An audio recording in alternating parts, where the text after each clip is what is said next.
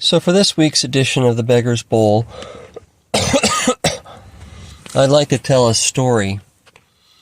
And the story is about a couple missionaries. This happened probably 150 years ago. Maybe longer, actually. Anyways, these missionaries were going to England, if I remember right, somewhere in Europe, I think it was England, from the United States. And most of the missionaries there was a handful, and there was a few of them had already arrived in the eastern states. I assume probably New York City was where they were departing from. I can't remember. And the last one arrived, and the story that I was reading was about him, this last missionary to arrive in the eastern states just as they're about to leave for Europe. And when he got there, the missionary who was kind of in charge of making arrangements and stuff greeted him, and they got talking, and they caught up. They knew each other from before, and they got caught up on old things. And this last straggler missionary, who was the last one to arrive, gets asked by the one kind of in charge. After a little while, he says, "How are you doing for means?" And he says, "I have plenty. I am abundantly provided," I think is what he said. "I'm abundantly provided and very blessed." And so he says, "That's wonderful to hear." And they get back to the little apartment or little house that they were renting before they were going to head out. And the brother who greeted this latest missionary, he says to the other part of the small group, I can't remember, 2 or 3 that were getting ready to leave, he said,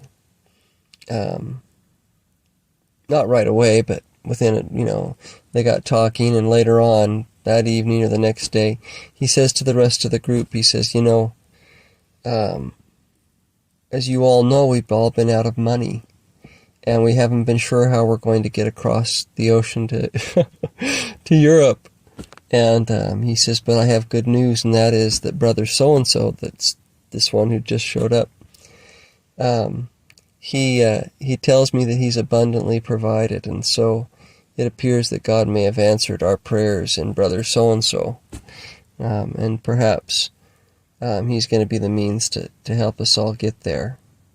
And the new missionary, the one that had just arrived after this long journey, by wagon or something, he stands up and he says, he's right. He says, I am abundantly provided, and I am glad to share everything that I have. And he reaches in his pocket and he pulls out a penny, and he hands the guy, the one who's in charge, he hands him the penny, and he hands him the penny, and what was I going to say about it? He hands him the penny, and the one in charge says, he says, I thought you were abundantly provided. And he says, well, I am. He says, I was able to pay for all of my expenses to get here, and I ate before I got here, and here you've provided food for me since the day I arrived, or since the time I arrived, and so I am abundantly provided. And he says, and to spare, and he points to the penny.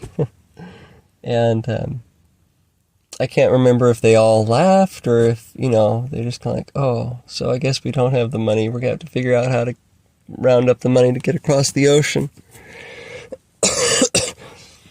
But I thought it was a good story because it represents the economy of the servants of God, right? And the I want to say the attitude, but it's actually more like a real reality.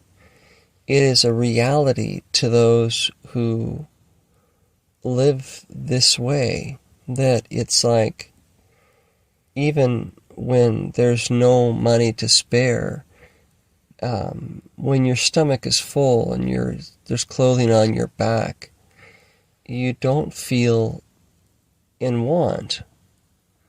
And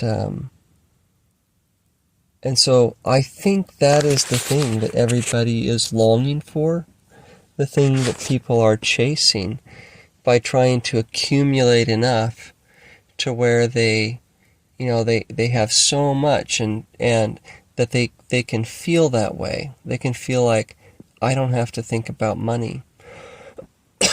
But this missionary already had that with nothing more than a penny in his pocket, which shows that he had found this last economy. Now, I'm going to make one thing clear. This is about as long as I wanted this to go, so I'll close here. But this is the last economy. It is all that will eventually exist. It's like all of these other ways of finding security will disappear in time. And only those who live in this kind of reality will, you could say, succeed. Because all of the trappings of the other ways are about to catch up with the world, you could say. And so I think it's a good time to be an early embracer, and I'm grateful that you could say that God has shined down on me in some portion and helped me to some degree to find this reality. And so that's it for this week's edition of the Beggar's Bowl. You already know by now that there are ways to drop money in the hat if you feel so inspired. But if not, it's like I think that's why I'm telling these stories right now, is that I feel so abundantly provided for. And so it's like I don't even know if it's where it's supposed to go this week. It may be that your dime, your quarter, whatever, is supposed to go some other place. But I don't know that either. And if I look and discover that someone's dropped some coins into my hat, then I will trust that God thinks that there's something that I may need with that, or that some expense of the work I'm doing that with my writing or whatever that He intends to fill with those means. And so, anyways, I thought that was a good story to share for this week, and I'll leave it at that. God bless you all, and thank you.